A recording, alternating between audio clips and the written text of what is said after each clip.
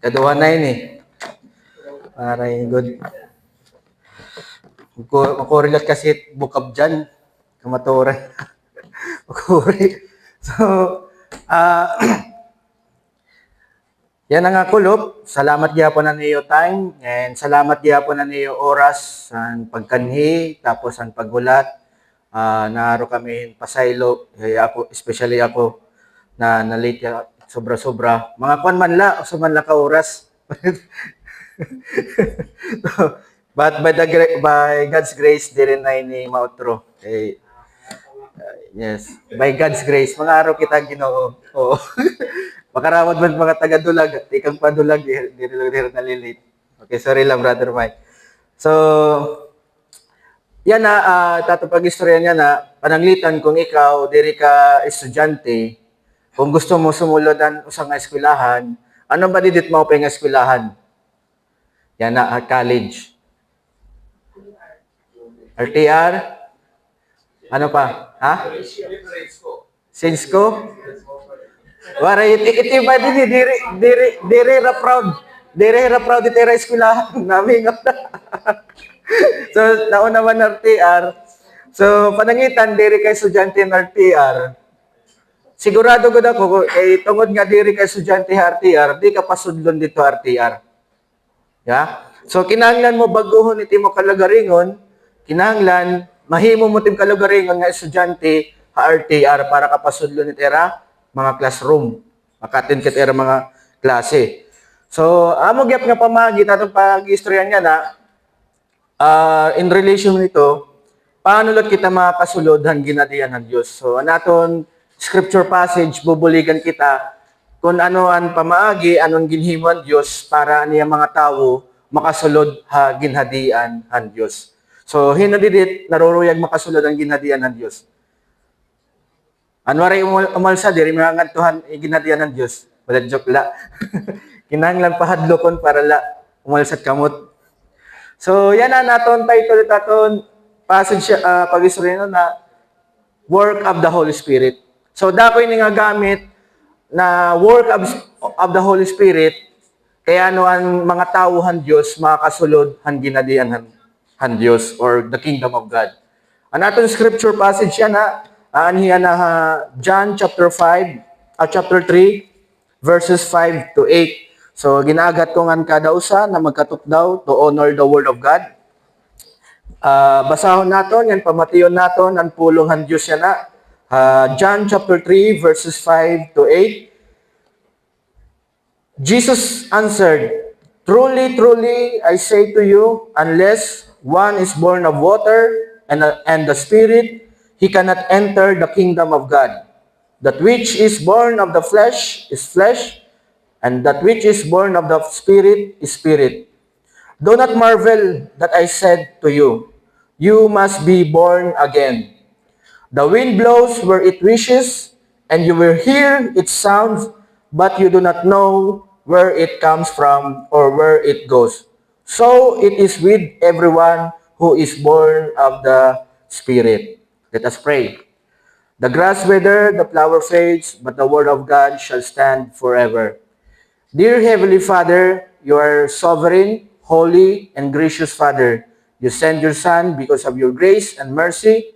Father, thank you for the mercy that you have given to us in Christ. Because of this, we have salvation and redemption. Yan ang kulop, nag-aarog yap akong kapasayluan. Pasaylo ako, labi na nga, nalita ko yan na.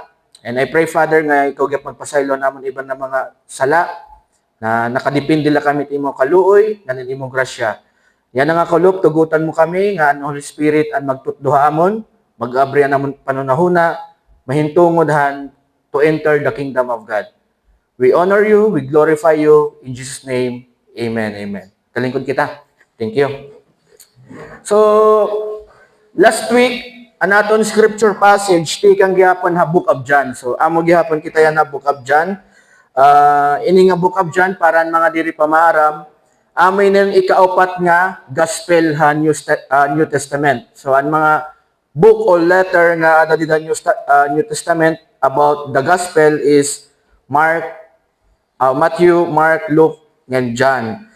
So, ini nga book of John, kung magbabasa ka hini, diri mo mababasahan di daan kung hino an writer or an author. Kaya wala siya magbutang dito niya ngaran. Pero to, sa rin ko pan last week yapon, according han church tradition, early church tradition, si Apostle John ang nagsurat iniya.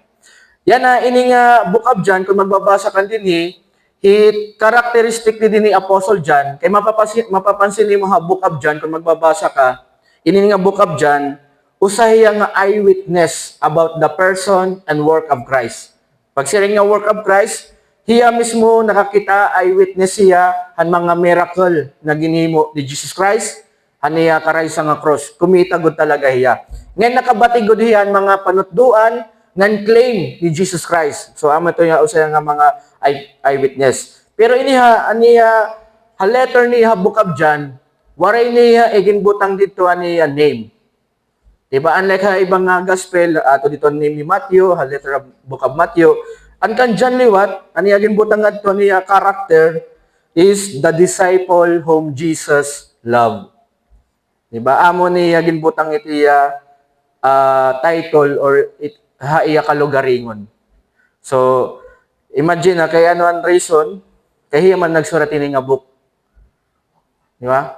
So, kung ikaw pananglitan ka, kung naghihimo kan devotion, nagsusurat kan devotion, pwede may butang dito imbis imungaran na ni mabubutang, pwede may butang the disciple whom Jesus loved. Di ba? Kung bagaging kiklaim ni Mutiya. So, amin ang title ni Apostle John iya kalugaringon.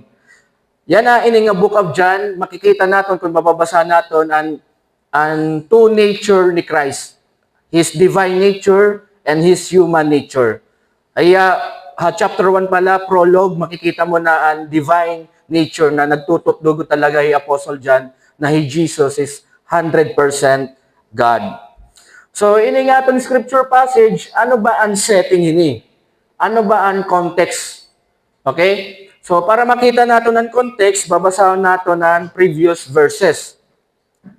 John chapter 3, verses 1 to 4, nasa rin nga di, now there was a man of the Pharisees named Nicodemus, a ruler of the Jews. This man came to Jesus by night and said to him, Rabbi, we know that you are a teacher come from God, for no one can do these signs that you do unless God is with him.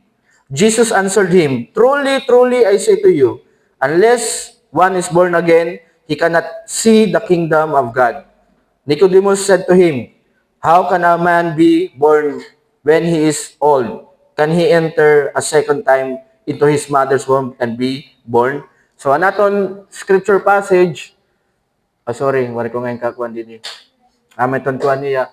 Anaton scripture passage na amin in continuation han conversation ni Jesus ngan Nicodemus. Yan na, si Nicodemus, diri basta-basta nga Pharisee.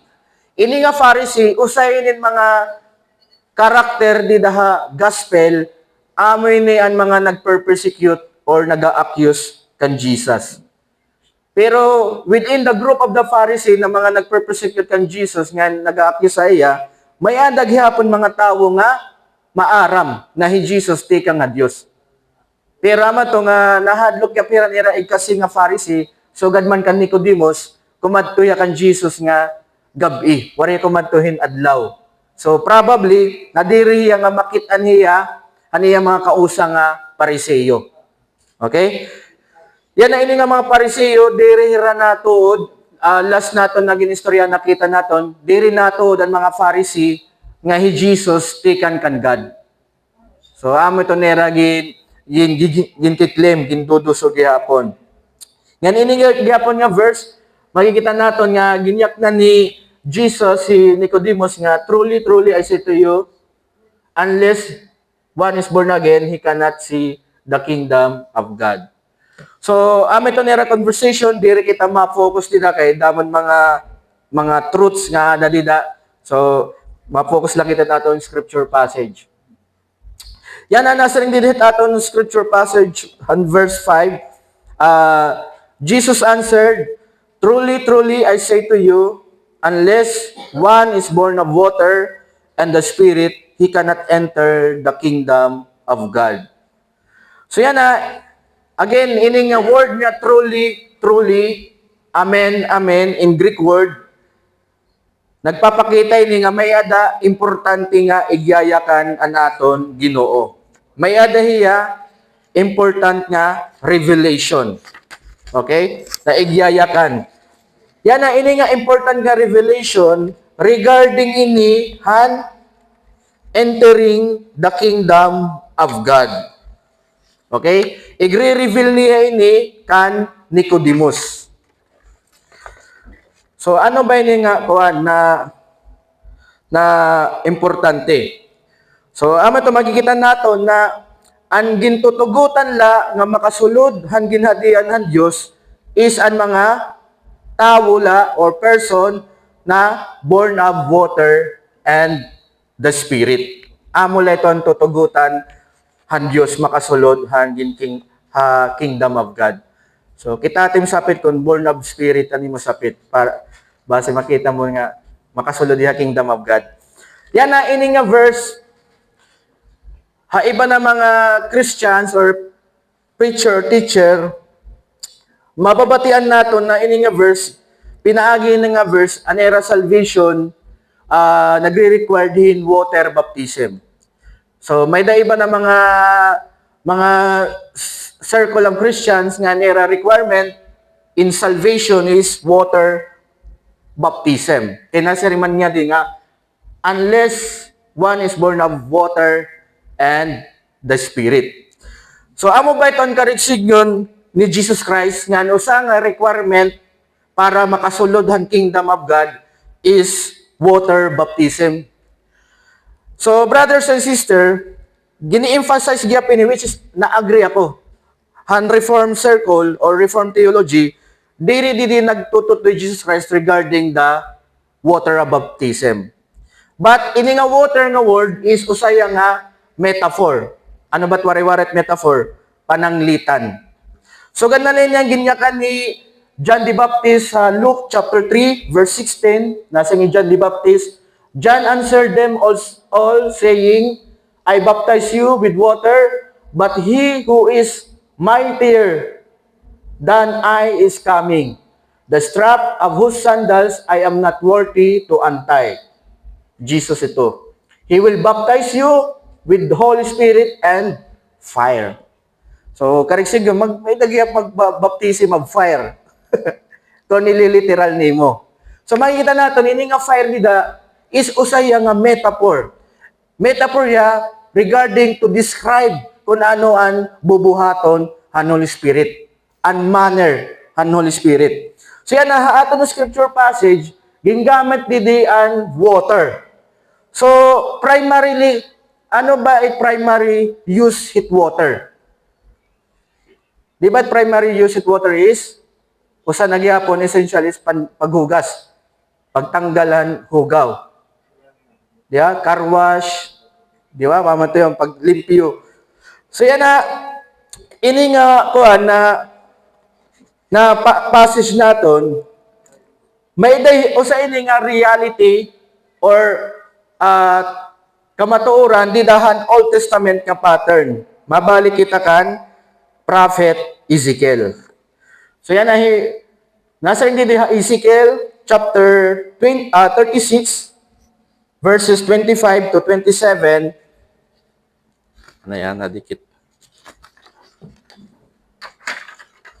Nasa rin nga di, ang nagyayakan ini the Lord God or Yahweh. Nasing di Lord God, Ezekiel chapter 36 verses 25 to 27, I will sprinkle clean water on you, Israelites. Okay? And you shall be clean from all your uncleannesses. Uncleanness. Okay? Amo man na mo tag dito Bible. Okay? And from all your idols, I will cleanse you, and I will give you a new heart and a new spirit I will put within you, and I will remove the heart of stone from your flesh and give you a heart of flesh. And I will put my spirit within you and cause you to walk in my statutes and be careful to obey my rules. So, ang context ni brothers and sisters sa Ezekiel, inatong gimbasa, previous verses, nagyakan ni Yahweh, the Lord God, nasa nga nga, may daniya bubuhaton.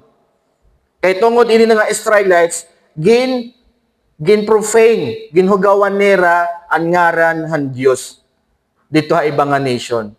Tungod nga ginhugawan nera ang ngaran han Dios, ang Dios mismo ang magbubuhat para tiya holy name. So ano sa ini nga niya pag-redeem ni tiya holy name, amin nga verse. Okay? Nayakan niya nga, I will sprinkle clean water on you, and you shall be clean from all your uncleanness. So magkakaadahin spiritual refreshment and Israelites. So yan in application nito yan na aton, so gadaman ang promise ni God kan Ezekiel di the Old Testament na nagpromise siya nga ang Israelites lilimpihan niya ang spiritual or faithan Israelites or the people of God. So amo gyapon di ha atong scripture passage, truly, truly I say to you, unless one is born of water and the Spirit.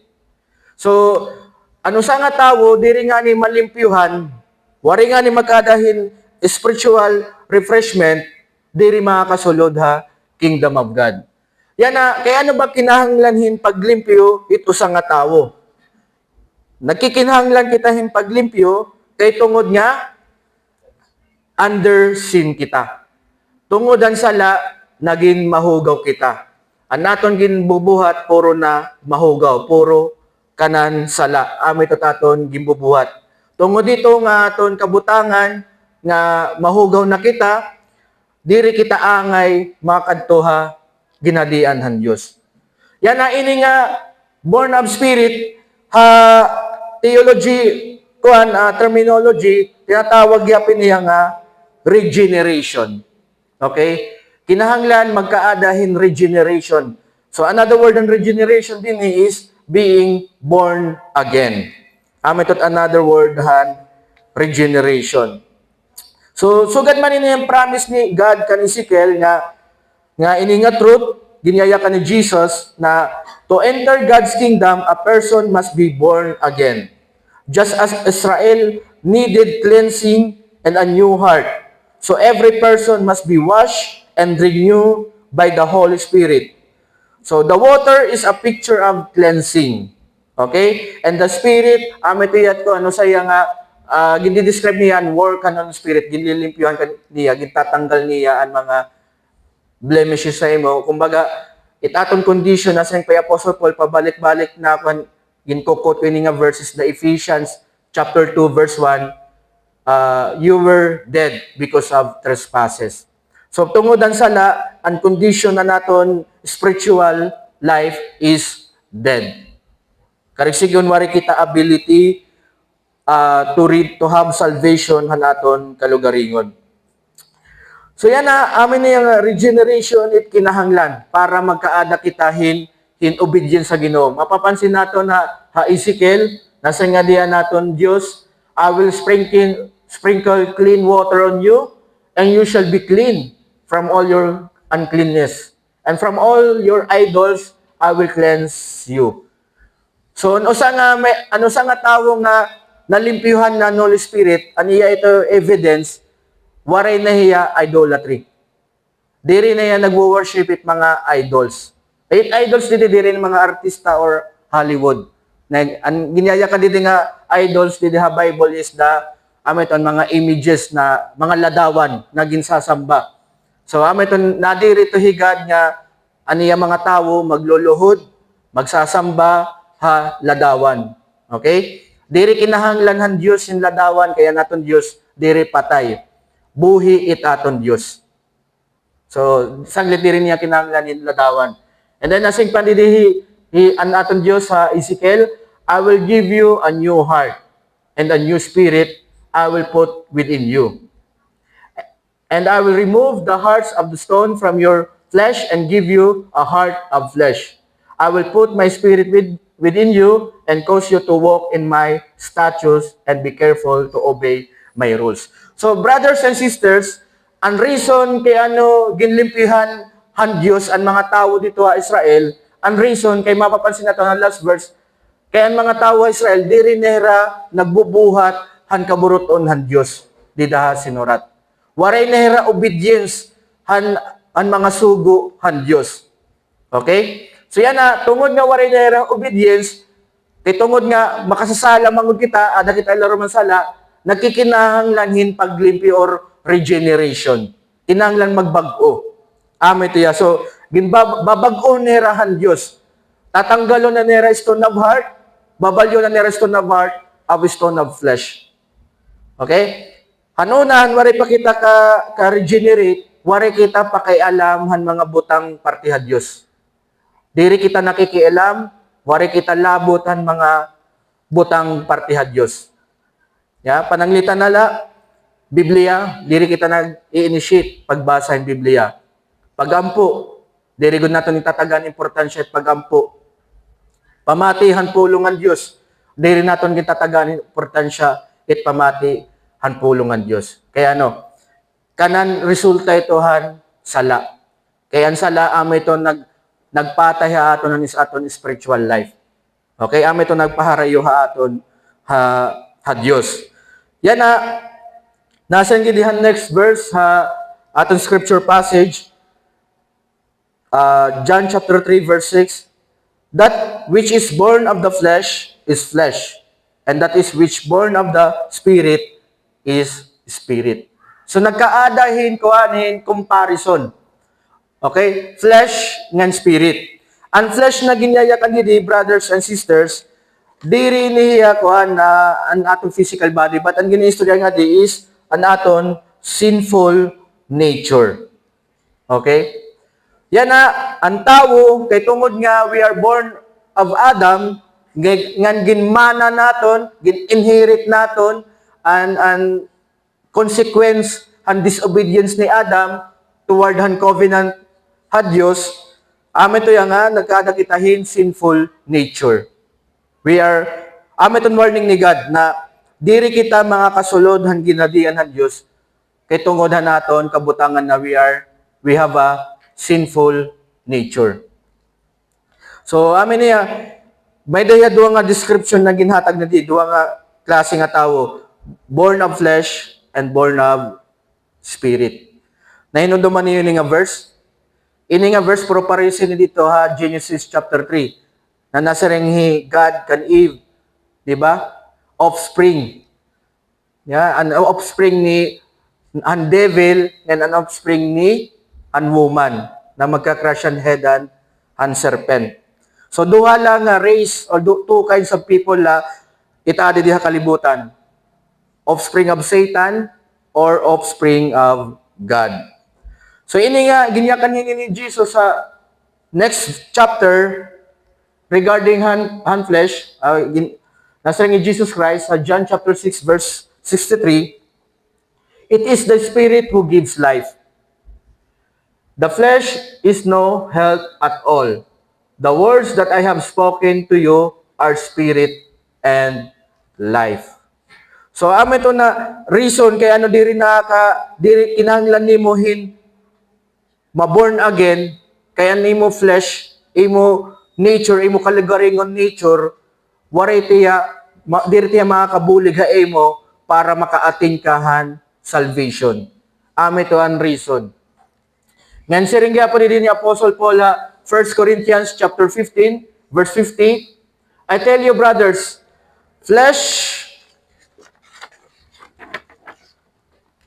and blood cannot inherit the kingdom of God, nor does the perishable inherit the imperishable. So amin niya brothers and sisters, na an evidence na an person makasulodhan ginhadian ng Diyos is makikita niya nga pinaagi nga bago na nga tao. Okay? Ano nga karising nga bago nga tao? Tikang hanuna nga waray desire ang mga butang partya Diyos, Tikad tunahan may na yan desire, partinahan Diyos. O sana ito dida, ano na diri ka nag-istorya partihan gospel. Wari ka pa kay alam. Pero yan na, nagsusumat ka ng gospel. So sign na ito na you are regenerated na. Amiton evidence. So naton first point, we must believe that we can enter the kingdom of God only by being born of the Spirit. So ito na sa nga kinahanglan para kita makasulod sa kingdom of God. Pinaagi ni nga work of the Holy Spirit, brothers and sisters, sa rin ko panuna, an aton condition, we are spiritually dead. Karigsignon, kung aton la kalugaringon kinaiya or nature or kaburuton, aton la kalugaringon kaburuton, diri kita madaw pa Dios. Diri kita mapili ha Dios. Kundi naton la pipilion kontra ha Dios or sala. Pero kay tungod han grasyan Dios, usahan han ginbuhatan Dios para magkaada kita han katalwasan, usan nga ginbuhatan Dios is regeneration. Gin-regenerate kaniya, ginugasan kaniya. Kaya kung diri ka nga niya ugasan, diri ka matuod it gospel. You will not have faith in Jesus. Okay? So, ang reason kaya ano ka nagkadahin in gospel, kaya ano ka nag-believe in gospel, because ang buhat ito ang Holy Spirit, the regeneration. Kaya ano kaya na may the obedience, ang commandment ni God, because ito ang regeneration. Karisignon, regeneration precedes obedience. Kung baga kan R.C. Sproul, nayakan ni R.C. Sproul na regeneration precedes faith. Okay? So, para magkaadakahin pagtuman, pagbuhat han kaburuton han Diyos, brothers and sisters, nagkikinahanglan han bulig han Diyos. Diri mo kaya magkaadang obedience o pagkaadang pagtuman han pulong han Diyos, tikang lahi mo kalugaringon.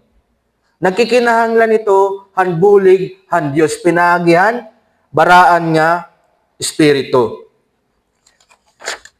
So yan na, ang aton next verses, nasa rin diha, John chapter 3, verses 7 to 8, na kadugangan na sa rin ni Jesus, do not marvel that I said to you, yayak na niya ni Nicodemus, you must be born again. Okay? Tagaan niya command hin Nicodemus. Anong iya command ka Nicodemus? You must be born again. Imagine na, Nicodemus usaya nga Pharisee. Nga diri ordinary nga Pharisee. Kaya ano, he is teacher of the Israel, teacher of the Pharisee.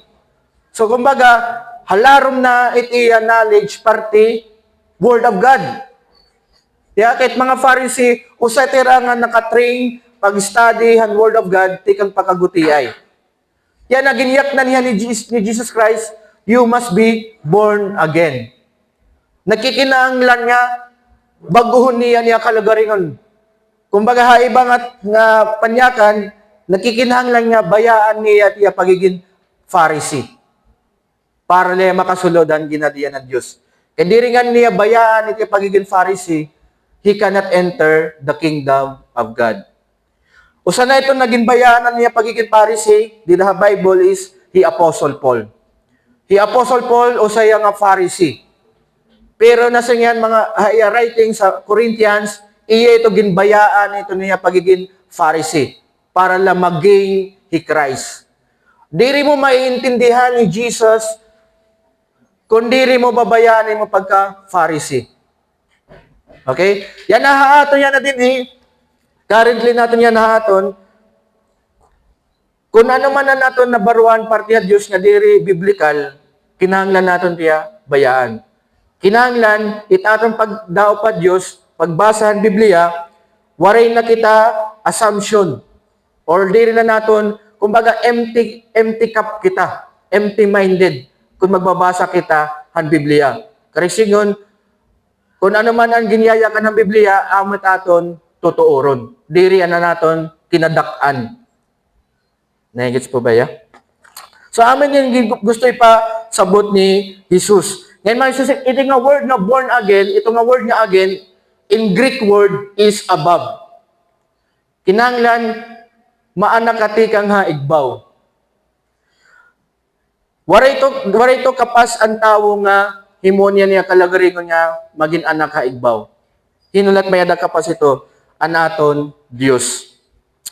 Masing naton have next verse kasi nga di, the wind blows where it wishes, and you hear its sound, but you do not know where it comes from or where it goes.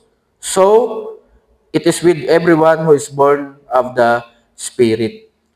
Pagre-regenerate mo, diri ka maaram, wari ka knowledge, kung hain ka na regenerate, nan kung kakano, ka na regenerate. Di ba?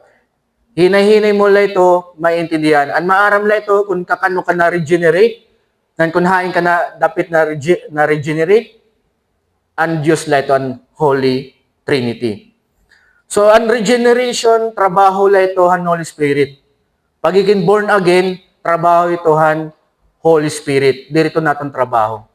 Sanglit, brothers and sisters, kung yan na imo pagkita imo kalugaringon, harayo ka Diyos, diri ka maaram parte Biblia, diri ka maaram kung anong pamaagi, para paano ka matatalwas, magampo ka Diyos. Magampo ka Diyos nga, magkada kahin sinisay nga, regeneration, baguhom kaniya. Kay wari ka gahom to regenerate yourself. Nasa rin ni Jesus Christ, ang regeneration is of Spirit. Trabaho la ito, han Holy Spirit. Amo man gihapon nga pamaagi, kung may dakita kilala, nga tawo nga, waray pa Diyos, waray pagtuuhan gospel, diri maaram kung paano matatalwas, diri lang nga magyayakan lakita iya. Sumatan mo yan gospel, istoryahan mo ya. Labot la ito nga, yayaknan mo yan gospel, sunod nimo nga bubuhaton, magaampo ka para iya. O sa nimo nga prayer para iya is, i-regenerate iyahan Diyos. Hugasan niyan baraan nga Espiritu. Para ano? Para makaintindiya han imo ging istorya nga maupay nga sumat. Kaya diri mo nga nito ya, pagka ito sa nga tawo, nakakaintinding gospel, diri to tungod na naton kakarit pagyakan. Diri to nakadepende taton abilidad or talent nga magyakan. Ito sa nga tawo na sa nga Biblia, nakakaintindiya kay tungod dito han Holy Spirit. Ginhugasan niya han Holy Spirit. Okay? Pasalamat ka gyapon ng tawo nga nagshare mo, pero number one ni mga papasalamatan ang Dios. Kaya ginhugasan ka niya, nakaintindi ka han gospel. Di ba? Kita ating sapit kung nakaintindi na ba yung gospel. Okay, sapit. Kaya Jesus commanded Nicodemus to be born again. Yet, the new birth, born again is correction, new birth. Bago. Diba? Dere relihiyon ha. Dere relihiyon. Iti mo pagkilala ha Diyos, iti mo pag-aram ha Diyos. Kinanglan magbago ka nga tawo. Kung nanuna, diri ka nagbabasa ng Biblia, pagbasa ng Biblia. Kung nanuna, diri ka nag-a-attend ng Bible study, pag-attend ng Bible study. Amen? Sige, Tim Sapit, attend na kita. Attend na kita. Kung nanuna, diri ka nag-aampo, pag-ampo na yan na. Kinanglan bago ka. Kung gusto mo makasulodhan, ginadian han Diyos. So yan yet the new birth is the work of the Holy Spirit, not of man. So pangaro ha Diyos nga baguhon kaniya, nga Heavenly Father, baguha ko. Kay diri mo kaya baguhon tim kalagaringon. Baguha ko nga na masubay timo kaburuton. Amay to timo prayer. So yan ano sa nga tawo, a person must ask God to make him new because the work of being born again is the work of the Holy Spirit, not of man. The reason why you must ask God, because Jesus was sent into the world because of the people of God need Him. So ito nangangaro ka Diyos, ito ang reason kaya niya gipadara niya buktong nga na anak, kaya nagkikinahanglan kita. Nagkikinahanglan kita in Savior. Kaya natin kinahanglan Savior, kay tungod, ang naton sala, ni magdadara ha aton ha, impyerno. Maruyag man kita o diri, nasa ringan Biblia, wari ka nga ni kang Kristo, wari ka nga ni pagtuo kang Kristo, nasa ring ang pulong ang Dios or Biblia, ato ka ha impyerno. Kaya amit at kabayaran hit sala. Pero maupay na lang nga maupay ang Diyos, wari kita niya pabay igin padara hi Jesus para magkada kitang katalwasan. Yan na, ang instruction ni Jesus, ang instruction ng pulang Diyos para makarawat ni mo ang katalwasan, pinaagihin, pagkaadahin, hulos or tinuod nga pagtuo kaniso Kristo. Ano sa nga nagpapakita nga ang tao nga may daya tinuod nga pagtuo kanisus, o sana ito dito nagkakada niya pagbasol niya sala. Ang tao nga may ada na hulos nga pagtuo kanisus, may adaya tinatawag nga gyapon nga repentance. Nga nagsugtuto man na hiya, natuo diya han mga tutdo or sugo han nakasurat dida ha Biblia. Amo gyapon niya kan dida Old Testament na ini nga trabaho ang Diyos regarding ang regeneration, diri kita maaram kung kakano iniya, waring good kita knowledge. Usa ini nga mga wonderful things. Okay? Na usa ka adlaw, may daw sa nga tawo nagsisinumataimon gospel. Tas diri ka nakakaintindi. Wari ka pa kay alam. Pero yan na kinakalasan ka na ang gospel na intindihan mo na. Yeah? Nakada ka na malipayon nga balos han imo nabatian didahan maupay nga sumat. Amo gyapon niya kandiha Ezekiel Ecclesiastes. Diri ba ko tigbasan ko ang Old Testament. Nasa nga di chapter 11 verse 5, as you do not know the way the Spirit comes to the bones in the womb of woman with child, so you do not know the work of God who makes everything. So, relationship ito natin previous verse, it is with everyone, adaubos, it is everyone who is born of the Spirit. So, para sila tangin. Born of the Spirit, diri kita maaram. Kung kakano tiya, kung kakano natabo, yan hinugod talagang tinodan born of Spirit. Okay? Only God light maaram. Pero mga kasabot kita, may mga evidences gyapon it work of na naging born again ano sa nga tawo. Amo ito niya lifestyle. Kung ano na, diri ka maka-Diyos, yan na, maka-Diyos ka na. So, naton last point, we must believe that the work of being born again is the work of the Holy Spirit. Okay? Jesus revealed the truth to Nicodemus. Only those who are born of the Spirit can enter the kingdom of God. Jesus commanded Nicodemus that he must be born again, yet the knowledge of when and how this new birth takes place is hidden. Only the Holy Trinity. Maaram latiya. So, ganman giyapan ginya kalitiha, John chapter 1, verses 12 to 13. But to all who did receive Him, who believe in His name, He gave the right to become children of God.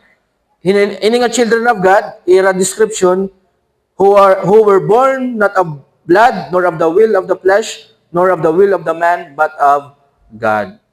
And reason why people believe and accept Jesus Christ, because they were born of God.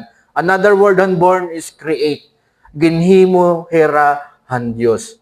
Mayada ng mga ginhimo na han Dios nga adi diya kalibutan. Ang mga ginhimo na han Dios, amit ang mga pinili na. Waray pa mahimo ang langit ng kalibutan, may dana niya ginhimo na mga tao. Okay? Amo gyapon ka dito Ephesians chapter 1 verse 4, before the foundation of the world, you have been chosen. So may ada ng mga tao nga ginhimo na han Dios. Okay? So amo la iton mga kasulodhan ginhadian han Dios. So yan na kung diri ka maaram, pananglitan, tanan man kita mamamatay. Kung diri ka maaram, kung matipakain ka, yeah? Pag-ampuha Dios nga makaintindi kan maupay nga sumat or gospel. Kung gusto mo pa magkadan hilarom nga pagkaintindihan gospel, din natin mga leaders sa BCF, to Brother Jerry o sa gyapit iya nga nagtututdohan gospel gihapon. So bisan hino pwede niyo i-approach para maintindihan niyo ang gospel.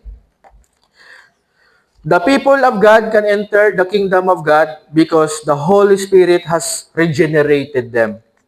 He makes them new people who now have desires for the things of God. This regeneration is not work of man, but the work of the Holy Spirit. Amen tiya. It regeneration, diri kita diri ka sigon na you believe, you have faith, gin-regenerate ka. Diri. Gin-regenerate ka anay, tapos nagkada ka ng faith. And fruit han regeneration is having faith in Jesus. Diri ito kuan partakers kan regeneration. Nag-faith ka, tapos gin-regenerate ka diri. An equation din sa Bible, una ana in regeneration bago ka magkaday response or believing on the gospel. Okay? So, usa gyapon ning gintutudduha ato na kung may da ka gusto istoryahan o sumatan han gospel, mas mao pay magampo ka anay. Pray anay for the person na taganian kalambragan Dios, i-regenerate yan Dios para makaintindiya kanimo igi-istorya iya nga gospel. So pwede ito nimo first step para regarding pag-share ang gospel, mag-ampo ka anay para ito nga tawo nga i-regenerate anay. Amen? Amen. Ang aton big idea yan Nasri nga di, the important truth about entering the kingdom of God is that one must be born of the Spirit. By this work, the people of God are made new, receiving the ability to enter the kingdom of God. Therefore, entering the kingdom of God is the work of God alone, not of man nor by man. So, salvation is work by God alone. By grace alone, through faith alone, in Christ alone. Salvation is 100% gift, regalo from God. Diri mo gin-earn, diri mo ito gin-trabaho. It is a gift of God for you. Okay? So, work of the Holy Spirit. So, amay ito sa mga work and Holy Spirit. Ano sa nga work and Holy Spirit is regeneration. In regeneration, ang center ito dito nga person na Holy Trinity is the work of Holy Spirit. Crucifixion, ang center ito dito is the second person, the God the Son, Jesus Christ. Okay? So, let us pray. Dear Heavenly Father, salamat hini nga grace, salamat ini mo gimbuhat na tungod mo pag-regenerate amon. You make us new, you created us a new person through the Holy Spirit. Yan na, we have desire to pray, to study your word, and to worship you, to sing praises to you, because di kang ituhan nimo ginbuhat haamon. You regenerated us. Dili kami maram kung kakano, kung hain kami, di mo gin-regenerate. And I pray, Father, nga padayon mo pa ang mga tao, nga ikaw mag-regenerate nga the moment we preach the good news, because gin-regenerate mo hera, ma-receiveera, ma-believera ang gospel na dalida ha Bible. We pray this in Jesus' name. Amen.